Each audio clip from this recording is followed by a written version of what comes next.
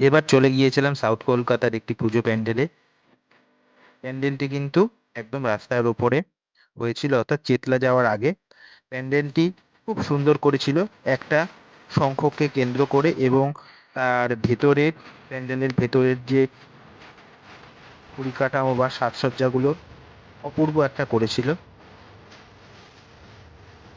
আর এটা ঠিক কিন্তু চেতলা যাওয়ার আগেই কিন্তু এই প্যান্ডেলটা হয়েছিল, অর্থাৎ কালীঘাট স্টেশন থেকে নেমে যে চেতলা যাওয়ার আগে যে ব্রিজ দিয়ে হেঁটে আমরা চেতলা লাইনে যাব, তার আগেই কিন্তু প্যান্ডেলটি করেছিল।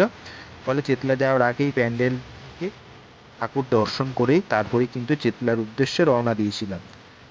সাউথ কলকাতায় এরকম নামি দামি পুজো ছাড়াও কিন্তু অনেক পুজো হয়, যে পুজোগুলো সত্যি খুব ভালো হয়।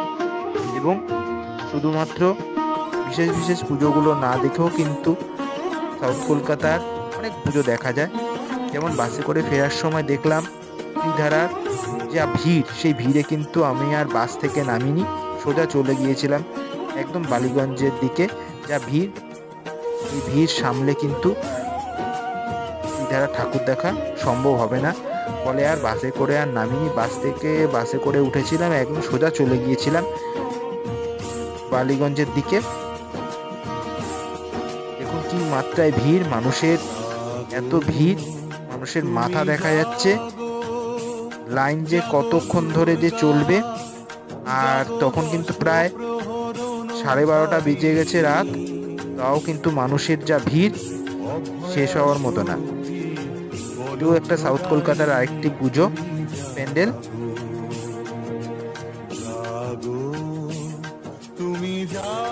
সুন্দর করেছে প্যান্ডেলটি, প্রভাত দড়ি দিয়ে প্যান্ডেলটা তৈরি করা হয়েছে। ছোট্টর মধ্যে প্যান্ডেল, প্রতিমা একদম সুন্দর। আর প্যান্ডেলের ভেতরের কিন্তু কারুকার্য বেশ কিছুক্ষণ মন কেড়ে নিয়েছিল, এবং দাঁড়িয়ে অনেকক্ষণ ধরে দেখলাম প্যান্ডেলের যে পরিকাঠামো, যে সাজসজ্জাগুলো প্রভাত দড়ি দিয়ে তৈরি করেছে প্যান্ডেলের ভেতরটা। এবার আমরা ধীরে ধীরে চলে আসলাম একডালিয়া এভারগ্রিন ক্লাব বালিগঞ্জে। আর এই প্যান্ডেলও কিন্তু প্রচুর মাত্রায় ভিড় পড়েছিল, কিন্তু আমরা যেহেতু বালিগঞ্জ স্টেশনের পাশ থেকে এসেছিলাম, ফলে আর লাইন দিতে হয়নি। প্যান্ডেলের যে বেরোনের গেট, সেই বেরোনের গেটের ওখান থেকেই কিন্তু ঠাকুর দর্শন করেছিলাম। প্যান্ডেলটা খুব সুন্দর করেছিল একডালিয়ার।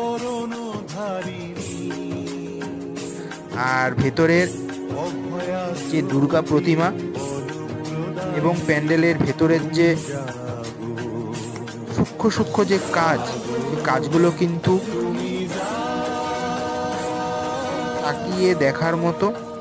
এবং প্যান্ডেলের ভেতরে আমি অনেকক্ষণ সময় নিয়ে প্রতিটি কাজগুলোকে দেখছিলাম, কত পরিশ্রম করে এই একডালিয়া এভারগ্রিন যে পুজো, সেই পুজোর প্যান্ডেল তৈরি করেছে। ভেতরের কারুকার্যগুলো দেখুন শুধু একবার, কি সুন্দর করেছে। আর দুর্গা প্রতিমা তো এত সুন্দর যে দাঁড়িয়ে থেকে থেকে প্রতিমার দিকে তাকিয়েই যে কতক্ষণ সময় কেটে গেল। আর ঝাড়, প্যান্ডেলের ভেতরের যে ঝাড়, সেই ঝাড়টা কিন্তু দারুণ করেছে। আর কি সুন্দর নিখুঁত একদম কারিগরির যে কাজ, তাকিয়ে থাকার মতন প্যান্ডেলের ভেতরে।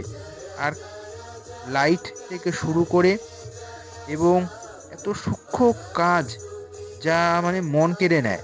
প্রচুর মানুষ দাঁড়িয়ে একদম দেখছিল বেশ অনেকক্ষণ সময় নিয়ে। আমিও অনেকক্ষণ সময় নিয়ে এই ভিড়ের মধ্যেও কিন্তু সাইডে দাঁড়িয়ে অনেকক্ষণ ধরে দেখলাম। আর দুর্গা প্রতিমাটা কিন্তু শুধু দেখুন, আমার তো খুব ভালো লেগেছে একডালিয়ার এই পুজোর যে মায়ের মুখ এবং প্রতিটি প্রতিমা এত সুন্দর করেছে, সত্যি ভালো লাগে।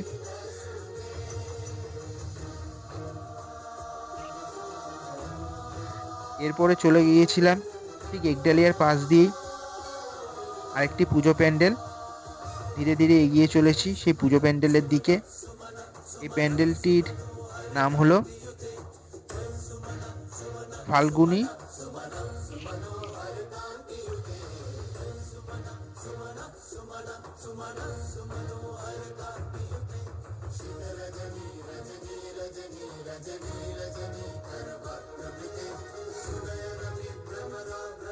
আর এই প্যান্ডেলটির নাম হলো ফাল্গুনী সংঘ।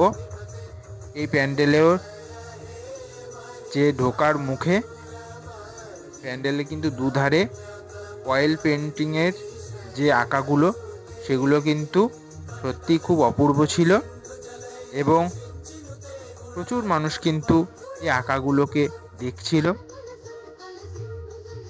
খুব ভালো লাগছিল প্যান্ডেলটি ছয় ছোট্টের মধ্যে, কিন্তু প্যান্ডেলটি এত সুন্দর লাগছিল। প্যান্ডেলটি মনে হচ্ছিল একটি ছোটোখাটো একটা চার্চের মতন, বা একদম রেডিমেড একদম তৈরি করা যে মন্দির, সেই মন্দিরের মতো লাগছিল। হাতের কাজ একদম অপূর্ব। আর সাউথ কলকাতায় আসলে একটু দুপুর দুপুর করে আসলে কিন্তু অনেকগুলো প্যান্ডেল এবং ঠাকুরগুলো অল্প ভিড়ের মধ্যেও কিন্তু দেখা যায়, কিন্তু বেশি রাত্রে চলে আসলে এটা আমরা অধিকাংশ লোক ভুল করি, এবং আমিও ভুল করলাম যে রাত্রিবেলা করে একটুখানি চলে আসার ফলে একটা ঠাকুর দেখার পরে 2-3 ঘন্টা লাইন দিয়ে প্রচুর সময় নষ্ট হয়ে যায়, এবং পরবর্তী ঠাকুর দেখার যে এনার্জি, সেই এনার্জিটা কিন্তু হারিয়ে যাওয়ার ফলে একটুখানি তাড়াতাড়ি আসলেই ভালো হয় সাউথ কলকাতা, যেহেতু পুজোগুলো অনেক ভালো হয়।